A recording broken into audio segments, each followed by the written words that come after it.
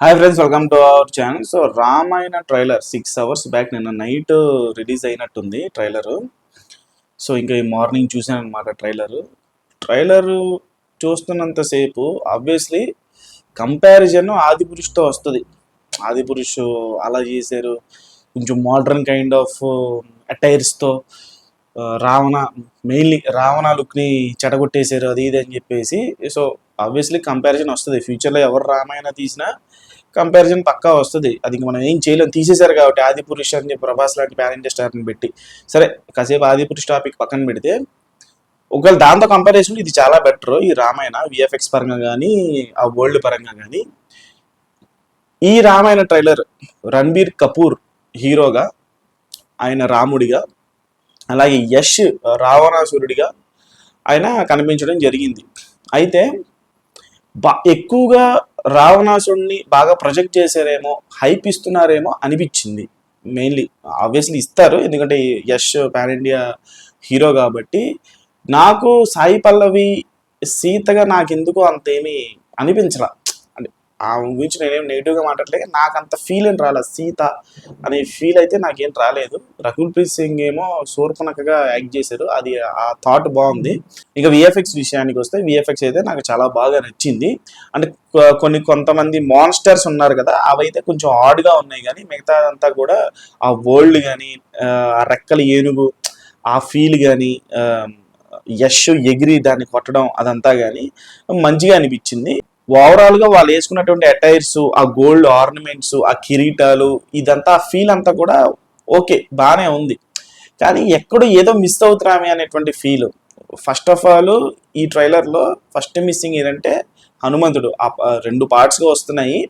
So first part రాముడి తాలూకు బాల్యము, సో అదంతా వనవాసానికి వెళ్ళటం అదంతా చూపిస్తారంట. సో సెకండ్ పార్ట్లో ఎలా ఉంటుంది ఏంటి అంటే, హనుమంతుడిని ఇంకా షూట్ చేయలేదు కాబట్టి హనుమంతుడు అసలు ఫస్ట్ పార్ట్లో ఉంటాడా, లేకపోతే సెకండ్ పార్ట్లో హనుమంతుడు రాముడు కలిసిన తర్వాత ఏం జరిగిందనేది చూపిస్తారా అనేది తెలియదు. సో హనుమంతుడు లేకపోవడం అనేది ఒక చిన్న డిసప్పాయింట్మెంట్ అని చెప్పేసి అనుకోవాలి. హనుమంతుడి క్యారెక్టర్ని గదర్ హీరో, గదర్ 2 జాట్ సన్నీ డియోల్ గారు యాక్ట్ చేయడం జరిగింది, మనందరూ తెలిసిందే కదా. సో ఆయన ఇంకా షూటింగ్ కూడా కంప్లీట్ అవ్వలేదు. సో అందుకని చెప్పేసి ఇంట్రొడ్యూస్ చేసి వదిలేశారు. మొన్న రీసెంట్గా ఇది ఒక ప్రెస్ మీట్ పెట్టారు కదా ట్రైలర్ లాంచ్ చేసినప్పుడు, క్రియేటర్స్ అందరికీ వాళ్ళందరికీ ప్రెస్ వాళ్ళకి చూపించినప్పుడు. సో అప్పుడు అనౌన్స్ చేశారు. అప్పుడు మంచిగా అనిపించింది నాకు, అరే సన్నీ డియోల్ గారిని హనుమంతుడిగా చూస్ చేసుకోవడం ఒక గొప్ప ఆలోచన, మంచి ఆలోచన. ఆయన పర్సనాలిటీకి కరెక్ట్గా పర్ఫెక్ట్గా సెట్ అయిపోతారని చెప్పేసి. అదే ఇందాక చెప్పినట్టు ఏదో మిస్ అయినటువంటి ఫీలింగ్, ఏదో మిస్ అవుతుందనేటువంటి, అదే రామాయణంలో ఇంకేం మిస్ అవుతుందిరా అని చెప్పేసి మీరు అనుకోవచ్చు. కాకపోతే ఈ కైండ్ ఆఫ్ ఏదైతే ఒక మైథలాజికల్ ఫీల్ ఉంటుందో అది రాజమౌళి గారు చేస్తే ఒకలా ఉంటుంది, మిగతా ఎవరు చేసినా ఆబ్వియస్లీ మనం చూస్తున్నంతసేపు వేరే డైరెక్టర్ మన మైండ్లో రాకపోవచ్చేమో, కానీ చూసేసిన తర్వాత మాత్రం ఖచ్చితంగా రాజమౌళి గారు గుర్తుకొస్తారు, మైండ్లోకి వచ్చేస్తారు ఖచ్చితంగా. ఎందుకంటే ఆ దేవుడు కైండ్ ఆఫ్ మైథాలజికల్ షార్ట్స్ కానివ్వచ్చు, ఆ రాజ్యాన్ని ఎస్టాబ్లిష్మెంట్ చేసే విధానం కావచ్చు, రాజమౌళి గారు తప్పితే ఎవరు చేయలేరు, అసలు నిజంగా ఎవరు చేయలేరు. ఆయన వేరు, ఆయన స్థాయి వేరు. సో అందుకని చెప్పేసి ఇప్పుడు వారణాసిలో ఒక రామాయణం కైండ్ ఆఫ్ ఒక పార్ట్ని ఆయన ఆల్రెడీ షూట్ చేస్తున్నారు. మనం అది ఎలా ఉండబోతుందని చెప్పేసి మనం వారణాసి గ్లిమ్స్లో కూడా చూసాము. నెక్స్ట్ లెవెల్లో అనిపించింది ఆ ఫీలు. అంటే ఏదైనా సరే రాజమౌళి గారి విజన్ వేరే ఉంటుంది మైథలాజికల్ మీద.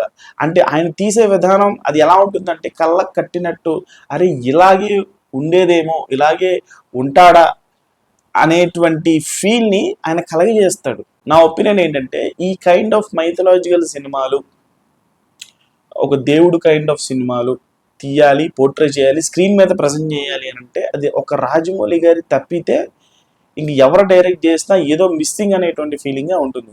That's my opinion. సో మీకు ఎలా అనిపించింది అనేది రామాయణ ట్రైలర్ అనేది కామెంట్ చేయండి, ఛానల్ లైక్ చేయండి, షేర్ చేయండి, సబ్స్క్రైబ్ చేసుకోండి.